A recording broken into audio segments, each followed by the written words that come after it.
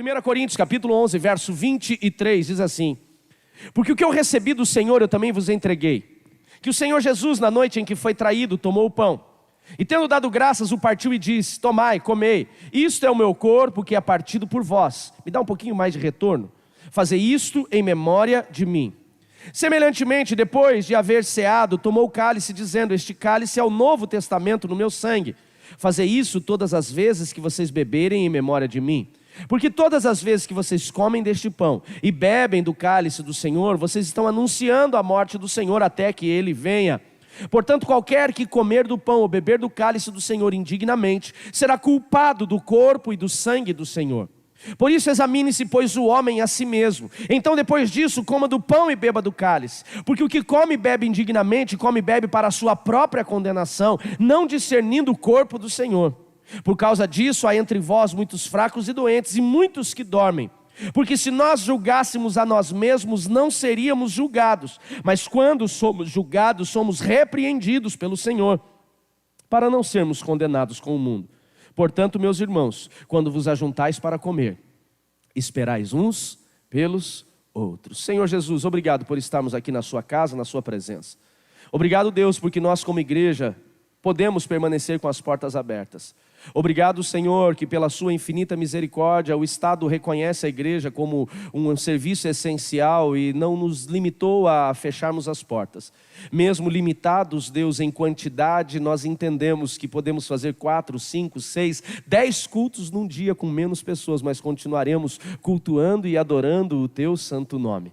Continuaremos servindo ao Senhor, continuaremos celebrando ao teu nome. Não fazemos isso porque queremos aliviar a nossa alma, não fazemos isso porque queremos fazer uma campanha de vitória, não fazemos isso porque queremos ganhar o Senhor no cansaço, mas fazemos isso porque amamos estar na sua presença, amamos celebrar ao Senhor, amamos, Senhor, engrandecer o teu santo nome, e é por isso que estamos aqui, para celebrar e adorar aquele que é digno de todo louvor.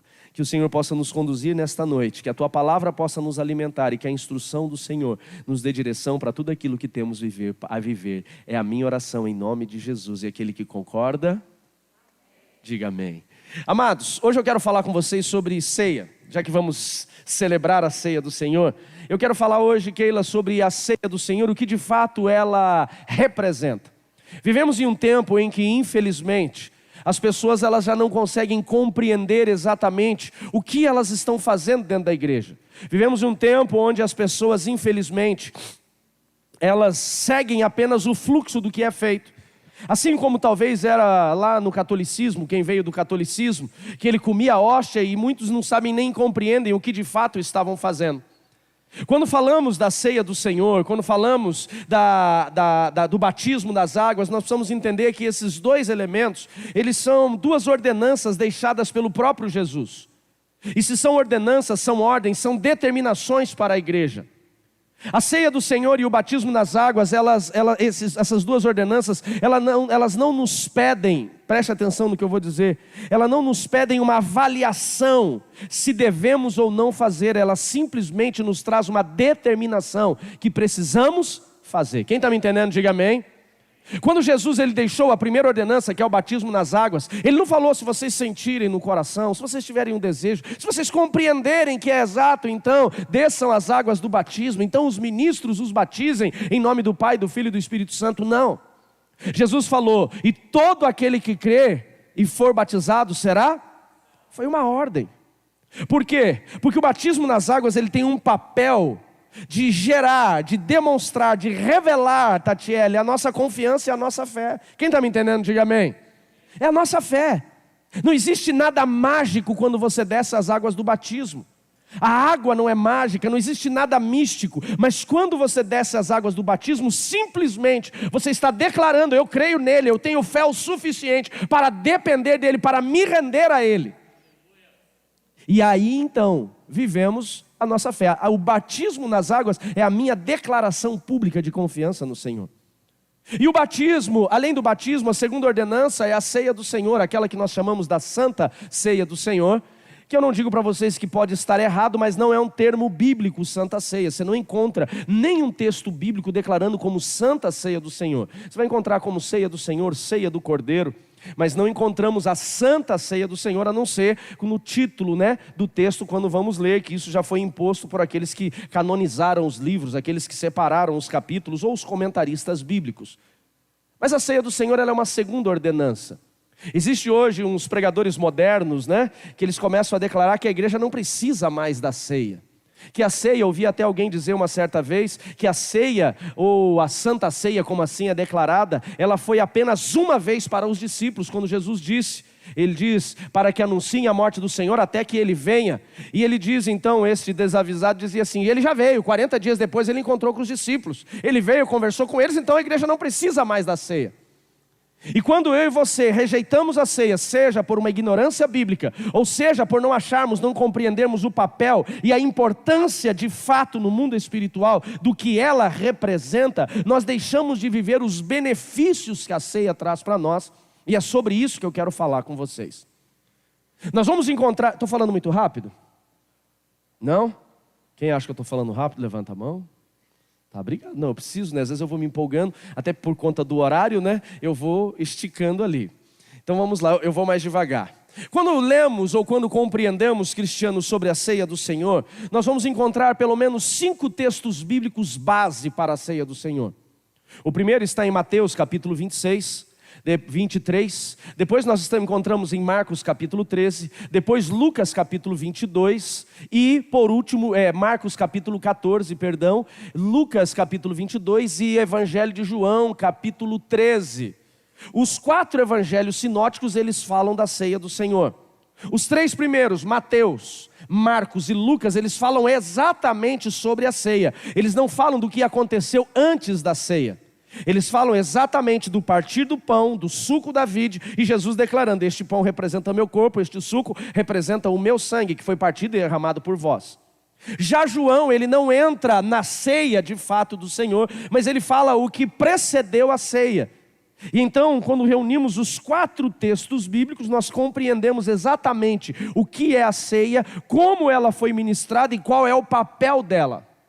Porém, os 4 evangelhos, eles foram escritos depois de 1 Coríntios. O primeiro livro do Novo Testamento a ser escrito foi o livro de 1 Coríntios, não foram os evangelhos. Os evangelhos vêm depois.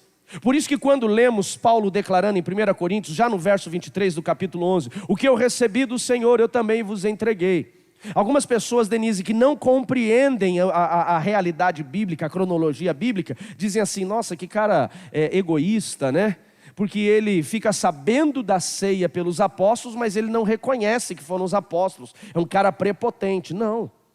Paulo de fato não aprendeu com os apóstolos de Jesus que viveram a ceia, que foi Mateus e João e que escreveram dela. Paulo na verdade recebe a revelação da ceia do Senhor diretamente de Jesus, quando ele estava naquele tempo lá no deserto da Arábia sendo ministrado, de fato 3 anos que ele foi ministrado. O próprio Jesus ministra o coração dele sobre a importância da ceia, não foram os discípulos de Jesus. Quem está me entendendo, diga amém. Então quando ele escreve, a primeira menção da ceia do Senhor é a menção de 1 Coríntios capítulo 11, quando ele começa a ensinar a igreja. Então hoje, nos poucos minutos que eu tenho, eu quero apresentar para vocês a ceia do Senhor dividida em 2 cenários. O cenário de como ela aconteceu de fato, e depois eu quero compartilhar com vocês o segundo cenário, que é o cenário de 1 Coríntios, que é a igreja grega que estava deturpando a ceia do Senhor, ela estava se perdendo. Agora uma coisa eu chamo a atenção, Juliana, se a igreja de Coríntios, que é uma igreja primitiva, que estava ministrando a ceia, Samuel, alguns anos após a morte e a ressurreição de Jesus, eles já estavam deturpando. Eu pergunto para você, você acha que quase 2000 anos depois, nós já não estamos cometendo erros também? Então hoje eu vou explicar para você, por exemplo, por que nós não convidamos ou não deixamos, não proibimos, mas também não incentivamos quem não é membro da igreja, quem não é batizado nas águas, quem não faz parte do corpo participar da ceia. Hoje nós vamos compreender isso biblicamente. Outra situação que eu vou trazer a compreensão para vocês é de algumas discussões que já foi gerado comigo, e algumas pessoas até ficaram chateadas. Por que a gente não ministra ceia para a criança? Qual o problema tem se a criança é inocente? Hoje nós vamos compreender exatamente qual é o papel da ceia dessa ordenança de Jesus. Mas vamos começar. Para isso eu quero pedir que você abra a sua Bíblia comigo. Lá no Evangelho de João, capítulo 13, verso 1. Evangelho de João, capítulo 13, verso 1. Vocês me ouvem bem aí atrás? Eu estou gritando? O meu retorno está bom aqui, Rafa? Acho que eu que estou surdo mesmo, né, cara? Não precisa mexer não, eu que estou surdo. Eu não me ouço, eu vou falando alto daí. Evangelho de João, capítulo 13, verso 1. Eu gosto muito dessa passagem de João, porque ela explica exatamente todo o contexto da ceia do Senhor. Como ela foi ministrada. E exatamente quem deve participar dela, a gente encontra tudo isso aqui. Diz assim o texto: Ora, antes da festa da Páscoa, sabendo Jesus que já era chegada a hora de passar deste mundo para o Pai, parou, olha para mim, deixa eu explicar rapidamente o contexto. Jesus teve 3 anos de ministério nesta terra. Ao findar este período de 3 anos, que era o tempo determinado para aqui ele mudar a história da humanidade, Herbert, e de fato ele mudou, então ele decide se entregar. Não foi Judas Iscariotes que entregou Jesus, Judas foi apenas o que traiu. E eu acredito, Márcio, não tenho uma base bíblica para isso, mas eu acredito que até, e eu vou trazer a minha avaliação quanto a isso, até o último instante, Jesus deu a oportunidade de Judas não fazer. Significa que Jesus não seria entregue ou morto? Seria, de qualquer forma Jesus já tinha sido entregue. Não foi Judas que entregou Jesus com um beijo no rosto, com um beijo da traição. O que aconteceu foi que Judas traiu o seu amigo, são coisas distintas. Jesus ele se entregou. Mas quando Jesus decide se entregar, ele se entrega exatamente, Tayane, na festa da Páscoa, Páscoa Pachá, significa passagem. É uma festa judaica tradicional onde o judeu, desde o Egito, quando saíram da escravidão e foram para a terra de Canaã, eles celebravam, lembrando que o Senhor os libertou daquela escravidão e os trouxe a uma terra que emanava leite e mel. Então todos os anos o judeu se reunia para a festa dos pães ázimos, pães sem fermento. Não deu tempo do pão crescer e o fermento representa o pecado, mas isso é uma outra mensagem. Eles deveriam reunir, comer o cordeiro rapidamente, para poderem sair. E assim o judeu celebrava a Páscoa todos os anos. Deveriam se reunir, se fosse uma família pequena, com os vizinhos e amigos para ter um tempo de comunhão. Não se devia comer a ceia ou a Páscoa, sozinhos. E o judeu ele celebrava então essa festa representando a libertação. Quando Jesus vem a essa terra, redime a humanidade, ou está para redimir a humanidade, através do seu sangue como Cordeiro Santo de Deus, Deus escolhe exatamente a festa da Páscoa, onde o judeu ele celebrava a libertação. Jesus ele escolhe morrer exatamente neste período, para também representar a libertação. Lá no livro de Êxodo, a libertação era apenas para o judeu. Aqui no livro de Mateus, de João, de Lucas, nos evangelhos, agora é a libertação de toda aquele que crê em Jesus. Quem pode dar uma glória a Deus por isso? Nós cremos nele, amém, queridos? E ele nos traz essa libertação. Para mim e para você, Páscoa é apenas ressurreição de Cristo. Para o judeu, era a libertação da escravidão do Egito. Então Jesus ele pega esta analogia, e é por isso que o texto diz, aqui no texto, na passagem que lemos de João, ele diz: ora, antes da festa da Páscoa, sabendo que já iria ser traído, então ele decide celebrar uma última refeição com seus discípulos. Continuamos o texto. Acabado a ceia, tendo o diabo posto no coração de Judas Iscariotes, filho de Simão, que o traísse, Jesus, sabendo que o Pai tinha depositado nas suas mãos todas as coisas, e que havia saído de Deus e para Deus voltaria, levantou-se da ceia, tirou suas vestes, tomou uma toalha, cingiu-se, depois deitou água numa bacia e começou a lavar os pés dos seus discípulos. Preste atenção aqui, então, agora nós começamos a compreender tudo o que nós precisamos como base para a ceia do Senhor. Quando lemos o Evangelho de João, ele nos explica exatamente o contexto. A ceia aqui ela é dividida, na verdade, em 2 partes. A primeira parte da ceia de Jesus com seus discípulos é a celebração da festa da Páscoa, pastor Eric. É quando os discípulos de Jesus são conduzidos, na verdade, Pedro e João, para irem até uma certa pessoa, avisando que eles estariam celebrando a Páscoa naquele lugar. Aquele homem empresta uma sala especial de refeição, e eles preparam aquela refeição dentro da cultura judaica, o cordeiro, o pão, o vinho e todas as coisas que ali deveriam estar. E Jesus então, depois de algumas horas, ele se encontra, Karine, com os discípulos naquela sala, e eles celebram o jantar da Páscoa. A primeira parte nós vamos ver que o próprio texto diz aqui, que eles celebraram o jantar, diz assim, acabada a ceia. Esta ceia que o texto diz, acabada a ceia, é a ceia da Páscoa, é a celebração, é a janta, é a festa, é a comunhão entre amigos. 12 homens sentados juntos, comendo uma refeição e conversando. Sobre o que eles conversavam, pastor? Eu acredito que eles conversavam de um monte de coisa, menos do que as mulheres acham que o homem conversa, que é sobre outra mulher. Que mulher acha que é assim, né? Quem fala de outra mulher em refeição é mulher. Homem fala de outras coisas. Amém, homens? Amém. Ixi, não sei onde vocês andam andando, mas os que eu ando não falam de outra mulher, não. Só fala... Porque a mulher da gente não fala para ninguém da mulher da gente. É verdade ou não é? Ela é preciosa só para nós. Amém, homens? Ô, gente, só está o Cláudio aqui. O Cláudio tá... Eu só ouço o amém dele aqui. Aqui, me ajudem. Mas assim, eles ficaram esse tempo de comunhão. Foi um tempo de comunhão. Eles celebraram entre amigos. Depois que eles celebraram entre amigos, então Jesus vem lavar o pé dos seus discípulos. E ele traz uma lição importante, fundamental, sobre o papel de servir e a humildade. Ele diz, maior é o que serve, não aquele que é servido. Depois ainda disso, na sequência, os discípulos voltam à mesa e continuam naquele tempo de comunhão. Pedro diz ali, na continuidade do texto, que ele não deixaria Jesus lavar os seus pés. Jesus diz que quem não deixa lavar os pés não tem parte com ele. Então Pedro diz, lava o corpo inteiro. Ele falou, não é necessário, é apenas aquele pacto que estava sendo feito ali de humildade. E então na sequência disso, a partir do verso 17, nós vemos desenrolar uma segunda fase dessa refeição. É quando Jesus está com seus discípulos e a Bíblia diz que a alma de Jesus ela ficou angustiada.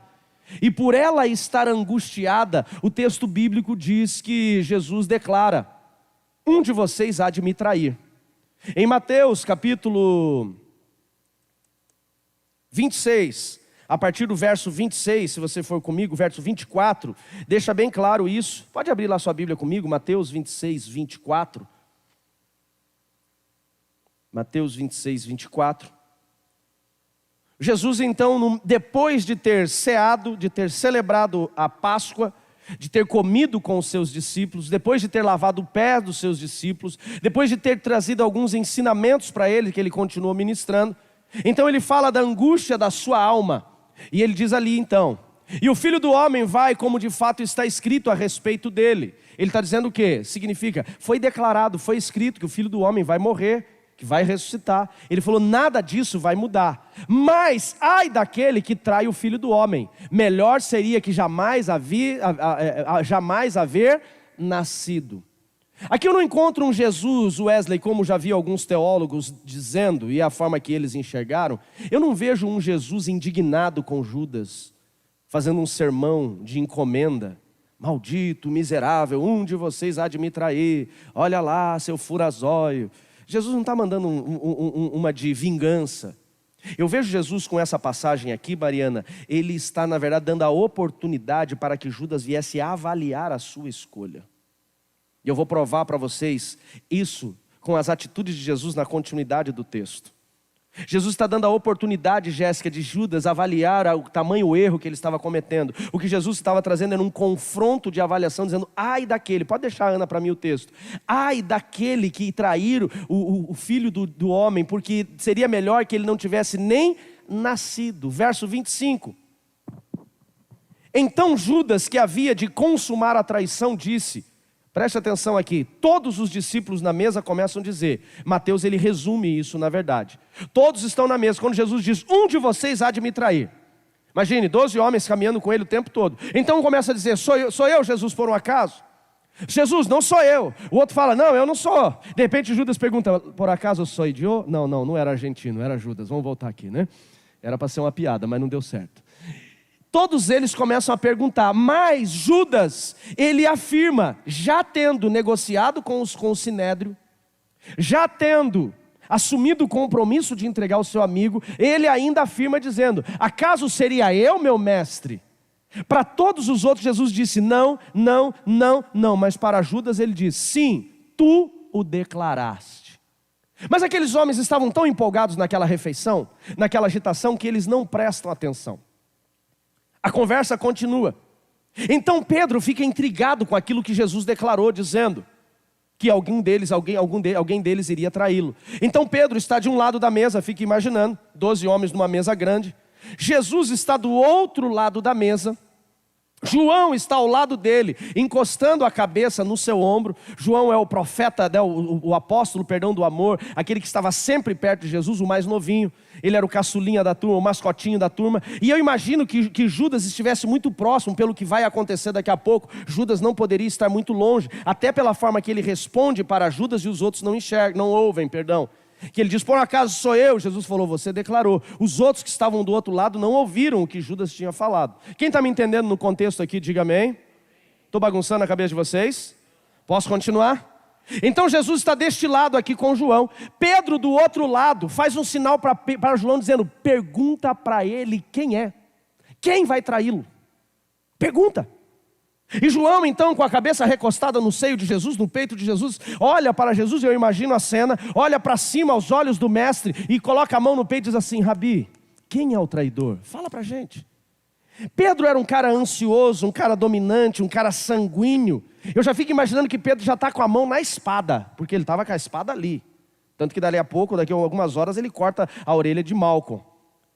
Jesus fala, aquele que eu entregar o pedaço de pão molhado. Então Jesus pega o pão, parte o pão, não é o pão da ceia ainda estão no processo da refeição. Ele parte o pão, molha o pão. No que ele molhou? Provavelmente em uma coalhada, essa era a cultura judaica, Eliane. Ele parte o pão e entrega este pão molhado à mão de Judas. Por isso que eu acredito que Judas estava próximo de Jesus. Por isso não entenderam o diálogo. E quando Jesus entrega o pão molhado na mão de Judas, ele diz, o que você tem que fazer, faça logo. Por que os discípulos não entenderam que Judas era o traidor? Porque na cultura do Médio Oriente, quando se entregava o primeiro pedaço de pão para uma pessoa, era uma atitude de honra. É igual festa de aniversário, Eloir, que você entrega o primeiro pedaço de bolo para aquela pessoa que você ama. É igual você estar servindo, um convidado especial na sua casa. Quando você vai servir a refeição, a primeira pessoa a ser servida é aquela pessoa convidada. Então o anfitrião, para honrar os seus convidados, o mais honrado da mesa, recebia o primeiro pedaço de pão. Quando Jesus rasga o pão, molha na coalhada, entrega na mão de Judas, André, Jesus na verdade está revelando quem haveria de ser o traidor. Mas na avaliação dentro da cultura judaica, ao fazer isso, o que ele estava? Dando a oportunidade de Judas entender que havia uma honra e ele poderia aceitar essa honra de Jesus e não atraí-lo. Quem está me entendendo? Diga amém. Ao entregar o pão para Judas, Judas poderia dizer, não, olha o que ele está me honrando. Ele está me amando, por isso que a Bíblia diz que ele amou. O texto que nós lemos, João diz que ele amou. Mas Judas não quis ser amado. Judas, ele aceitou aquele pão, porque Jesus falou, o que há de me trair, e vai receber o pão agora. Ele poderia naquele exato momento ter decidido e falar, não, eu não vou fazer essa besteira. Não, Jesus, eu não vou pegar esse pão, porque eu decidi, eu não vou fazer mais isso, me perdoa, Rabi. Judas se arrependeu depois? A Bíblia diz que ele gerou um arrependimento que eu vejo como um remorso. Mas por que eu não vejo como um arrependimento? Porque quando ele se arrependeu do que ele fez, depois que Jesus já estava preso, prestes a ser crucificado, ele não vai pedir perdão para Jesus e revelar o seu arrependimento para Jesus, ele vai no sinédrio. É verdade ou não é? É igual aquele marido que trai a mulher e confessa para o pastor. O erro de Judas foi exatamente esse. Judas peca contra Jesus, ele trai Jesus, mas confessa, arrepende no sinédrio. Se Judas tivesse corrido aos pés de Cristo, crucificado, nos últimos instantes, beijado o pé de Jesus, falando, me perdoa amigo, eu te traí, Jesus teria perdoado? Claro que teria. Perdoou um desconhecido que ele nunca tinha visto ao seu lado na cruz, dizendo, ainda hoje estarás comigo no paraíso. Por que não faria com Judas? Então nós precisamos entender muito também esse processo do arrependimento, tem que ir até a pessoa certa. Mas voltamos aqui ao texto. E a Bíblia diz então, no verso... Continuamos lá em Mateus agora. Não é Mateus, não, é João. Agora volta para João. Volta para João. João, capítulo 13. Vai comigo, eu acredito que no verso 22, 23, diz assim. Jesus respondeu, aquele quem eu der o bocado molhado, e molhando o bocado deu a Judas. É que aqui na minha Bíblia não coloca o verso aqui no meu texto. 26, o verso 26 de João 13. Diz assim: e respondeu Jesus, aquele a quem eu der o bocado molhado. Vou ler toda a sentença aqui. Ora, então os discípulos olharam um para o outro, duvidando de quem ele falava. Ora, um dos seus discípulos, a quem Jesus amava, estava reclinado no seio de Jesus, no peito de Jesus. Então Simão Pedro fez um sinal a este para que perguntasse quem era aquele que Jesus estava falando. E inclinando ele sobre o peito de Jesus, perguntou: quem é, Senhor? E Jesus respondeu: é aquele a quem eu der o bocado molhado. E molhando o bocado, deu a Judas Iscariotes, filho de Simão. Após o bocado, preste atenção, entrou nele Satanás. Até aqui, Judas estava sendo influenciado, tentado. Havia setas malignas para que Judas viesse trair o seu amigo, o seu mestre, o seu rabi. Mas até aqui ele não estava possuído pelo demônio, literalmente endemoniado. Ele estava decidido a traí-lo, mas não havia traído. Ele estava num processo da tentação, mas poderia voltar atrás. Quando Jesus entrega aquele pedaço de pão, preste atenção, não é Jesus entregando o pão, porque Jesus está honrando ele. Aqui nós vemos graça, Bia. O problema é que ele aceita aquele pedaço de pão e come. A Bíblia diz que após o bocado, o que é o bocado? Após ele mastigar. Quando ele colocou o pão na boca e mastigou, ele aceitou aquela sentença de traidor. E naquele instante que ele comeu, a Bíblia diz, e Satanás entrou nele. Não foi qualquer demônio, foi o próprio Satanás que entrou nele para que ele consumasse aquela desgraceira que ele estava fazendo. Continua o texto. E após o bocado entrou nele Satanás e disse, pois Jesus, faz, e faz depressa. Nenhum dos que estavam assentados à mesa compreenderam o propósito do que dissera. Isto porque Judas tinha a sacola, a bolsa de dinheiro, e pensavam alguns que Jesus lhe tinha dito, compra para nós o necessário para a festa, ou que desse alguma coisa para os pobres. E tendo Judas tomado o bocado, logo se levantou e saiu, e já era noite. De novo, deixa eu explicar para vocês, eu preciso encerrar. A ceia aqui em João, fica muito claro que são duas coisas distintas. A primeira parte, a celebração da Páscoa, a comunhão entre os amigos. E a segunda parte, a ceia do Senhor. A primeira parte foi tudo isso que eu falei para vocês, até Judas comer o pedaço de pão. Quando Judas come o pedaço de pão molhado na coalhada, se levanta. Então, cronologicamente, acontece o que está em Mateus, capítulo 26, verso 26. E diz, e quando comiam, Jesus tomou o pão, o abençoou e partiu e deu aos seus discípulos, dizendo, tomai e comei, isto é o meu corpo. Aí vem a segunda parte, que é a parte do que, Sérgio? Da ceia do Senhor. Diga comigo, primeira parte. Celebração da Páscoa. Diga comigo, jantar. Diga segunda parte, ceia do Senhor. Diga comigo, aliança. Agora deixa eu te perguntar, Judas participou da segunda parte? Quem está entendendo, diga amém. Por isso que a ceia é para discípulo, não é para qualquer um. Ceia não é para qualquer um. Ceia é para quem está em comunhão com o corpo de Cristo. Não tem nada a ver de pecador ou não pecador. Até porque se você está em pecado, é aí que você precisa tomar a ceia do Senhor, comer do pão e beber do cálice. A ceia não é para quem peca e quem não peca. Até porque se eu falar, fica de pé aqui, só quem não pecou esse mês para tomar a ceia, duvido que um tem coragem. Inclusive eu sento. Todos pecamos. Mas a ceia é para aqueles que são discípulos. Aqueles que têm comunhão com o corpo, aqueles que desceram as águas do batismo. Pastor, eu não desci as águas do batismo porque eu não achei ainda necessário. Ah, você não achou necessário? Então não faz parte do corpo. E a Bíblia diz, quem crer e for batizado será? Se você não descer as águas do batismo, não faz parte do corpo, não é discípulo, não pode participar da mesa do Senhor e não tem direito à aliança. Eu participei de uma igreja que o pastor dizia, a ceia é para todos. E um dia entrou um bêbado na igreja, ele falou, serve a ceia para o bêbado, pode servir. E se ele entregou a ceia para o bêbado, ele falou, eu vou tomar o vinho de Cristo. Não tinha discernimento nenhum. A ceia não é para os leigos ou para os incrédulos, para os ímpios. Por quê? Porque a ceia, Paulo fala agora lá em 1 Coríntios, que tem 2 papéis fundamentais para poder participar dela. Número 1, ele diz: examine-se, pois, o homem a si mesmo. Qual é o papel, Inês, de examinar o homem a si mesmo? Fazer uma autoavaliação, entendendo onde estão os seus pecados, e se os tem, confessando e deixando.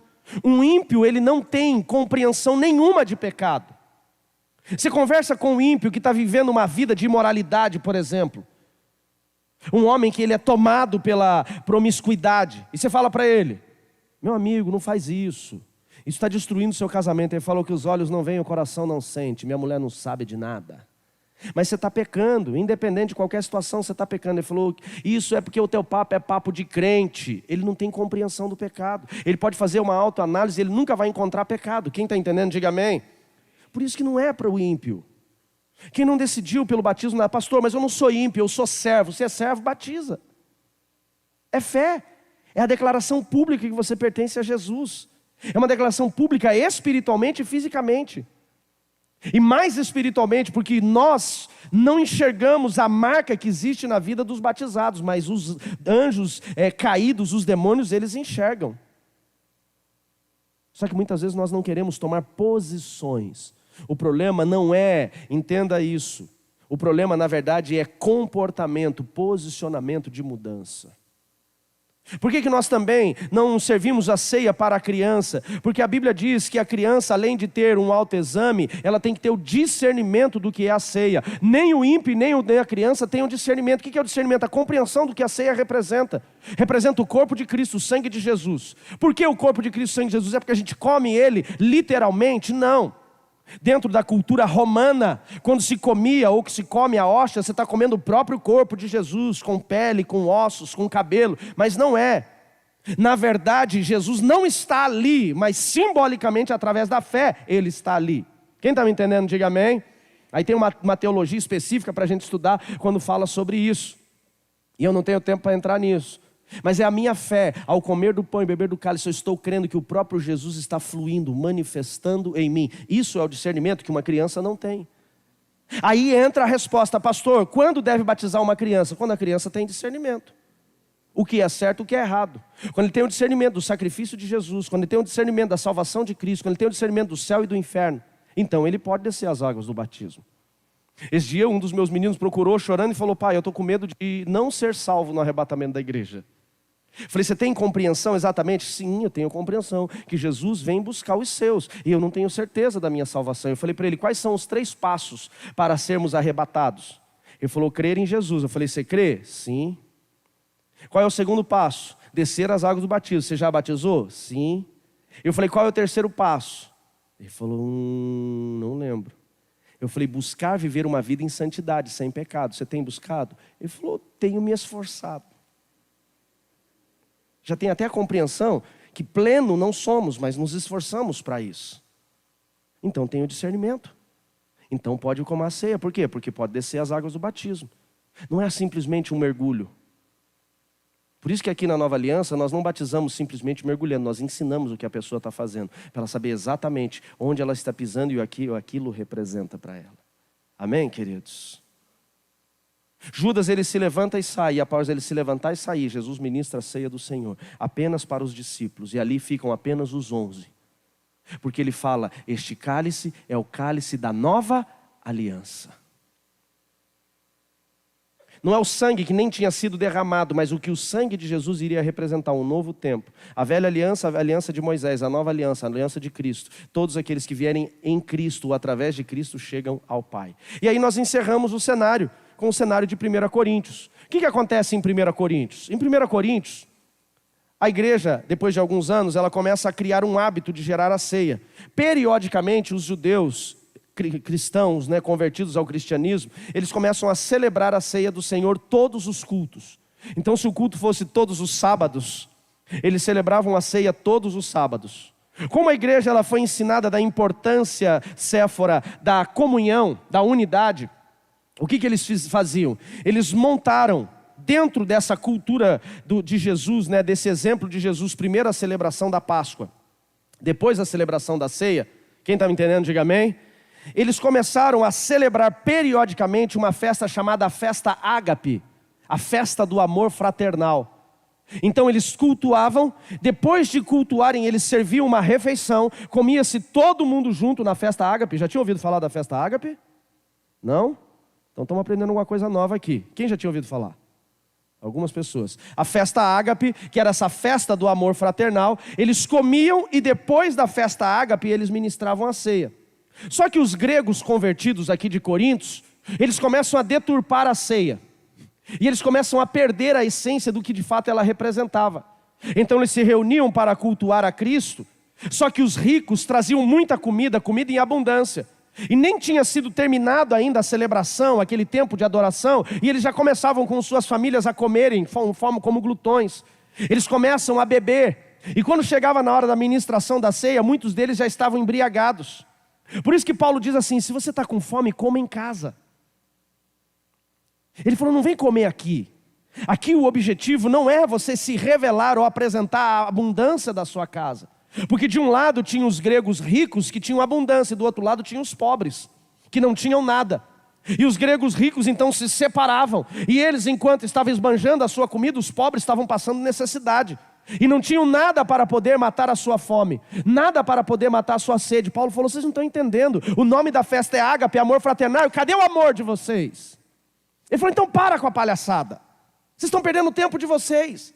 Ele falou, tudo o que está acontecendo aqui está sendo apenas, e aí nós vamos encontrar em 2 Pedro 3,15, também em Judas verso 12, tanto Pedro quanto Judas falando, gente, vocês estão perdendo a essência, não é para vocês fazerem toda essa patifaria que vocês fazem. Se o coração de vocês continua contaminado, do que adianta participar da ceia, comer do pão e beber do cálice, se vocês não reconhecem os seus pecados?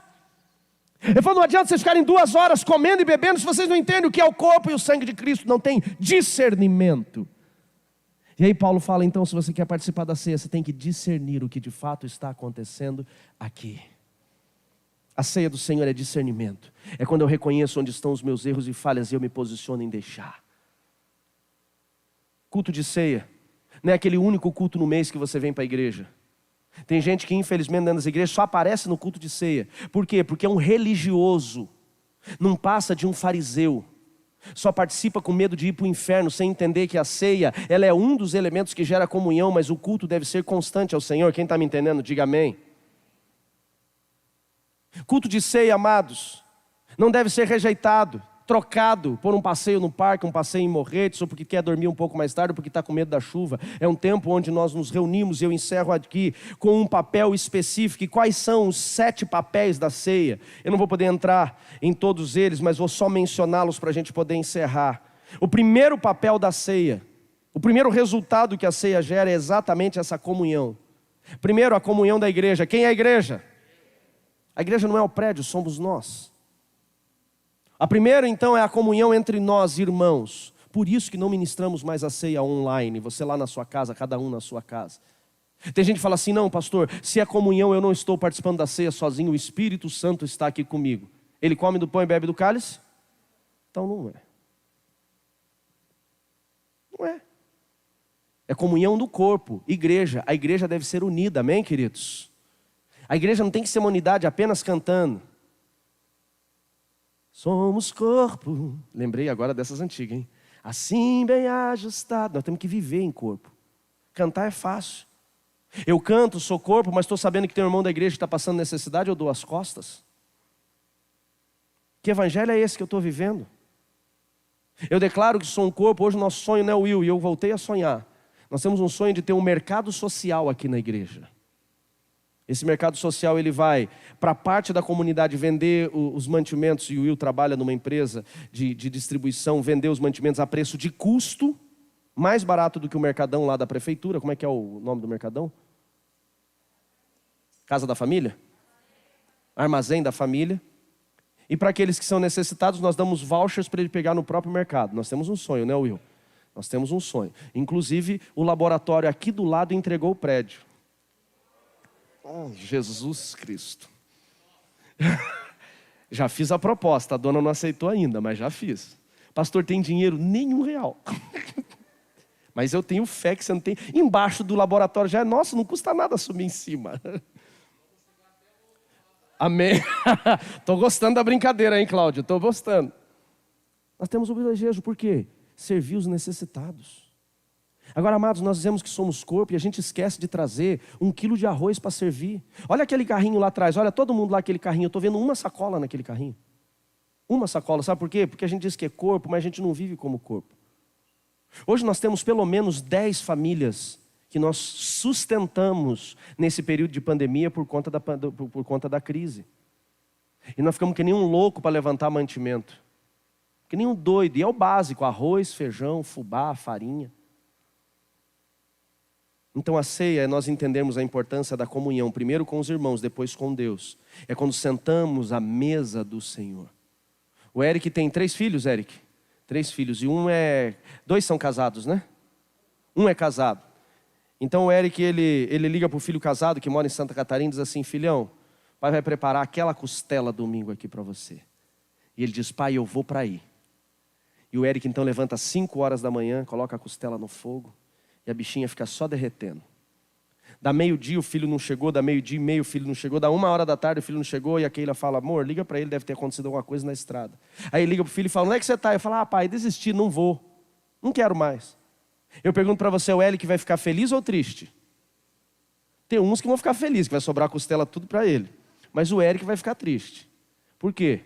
Porque ele preparou a mesa para o filho e o filho não veio. Quando eu e você rejeitamos estar na mesa do Senhor, nós estamos rejeitando a comunhão com o Pai. Nós estamos rejeitando Ele. Estamos dizendo: não, o Senhor não é importante para mim. Segundo papel da ceia do Senhor, a ceia é um memorial. Ele diz: fazei isso em memória de mim. Diga comigo: lembrança. Ariana, quando nós participamos da ceia do Senhor, nós estamos lembrando exatamente o sacrifício de Cristo na cruz do Calvário por nós. Todos os meses nós estamos lembrando que Ele morreu na cruz do Calvário para nos trazer salvação. Talvez algumas pessoas, Alisson, se não participassem da ceia, nunca lembrariam do sacrifício de Cristo e o papel da cruz de Cristo para a sua vida. Terceiro papel da ceia, ela nos traz a reflexão. Outros, talvez, Pepe, se não for a ceia do Senhor, nunca param para avaliar os seus pecados e os seus erros, que deve ser feito constantemente, diariamente. Reflexão. Examine-se, pois, o homem a si mesmo. A autoavaliação é fundamental para a remissão. Só existe remissão de pecado para aquele que reconhece que é pecador. Quarto papel da ceia, ele tem um papel de nos alimentar espiritualmente. Quando comemos do pão e bebemos do cálice, nós estamos alimentando o nosso espírito e não a nossa alma, até porque o elemento é pequenininho, o cálice é pequenininho. Mas estamos nos alimentando espiritualmente porque para nós posicionarmos contra o pecado. Quando comemos do pão e bebemos do cálice, nós estamos reconhecendo nossa condição de pecador, mas que o Cordeiro Santo, o Cordeiro de Deus, aquele que derramou seu sangue pelos nossos pecados, está nos redimindo. Posso ouvir um glória a Deus por isso? Esse é o papel da ceia. Quinto, o papel da ceia tem um papel de revelar o coração do discípulo. Eu não deixo de participar da ceia, Gustavinho, porque eu estou em pecado. Pelo contrário, se eu estou em pecado é que eu participo da ceia. A ceia é para os pecadores. É para que nós venhamos reconhecer a nossa condição, examinar a nossa alma, confessar os nossos pecados, então trazer Cristo a fluir em nós, o sacrifício fluir em nós. Isso é o papel do discípulo. O ímpio, ele não é discípulo, ele não tem o autoexame, ele não tem o discernimento. E já expliquei isso para vocês. Se nem Judas, que andou com Jesus 3 anos, participou da ceia, por que a gente entende que qualquer um pode participar? Mas a ceia é dele, mas o cara entende o papel da ceia? Se ele entende, ele está disposto a deixar o pecado? O discernimento é quando eu reconheço e me posiciono. E sexto e último, para a gente poder encerrar, a ceia do Senhor, ela tem o papel de anunciar a morte do Senhor até que Ele venha. Eles anunciarão a morte do Senhor até que Ele venha. Quando eu como do pão e bebo do cálice, eu estou dizendo: vem Jesus. Maranata, ora vem Senhor Jesus. Quando eu rejeito a ceia, e se a igreja parar de tomar ceia hoje, ela para de anunciar a morte do Senhor até que Ele venha. Ela para de anunciar o sacrifício de Jesus, ela para de esperar que Jesus venha arrebatar a sua igreja. E nós não somos deste mundo, amém, queridos? Não somos. Por isso que eu e você precisamos entender a importância da ceia, o papel da ceia e principalmente o que ela representa para nós. Fique de pé, por gentileza.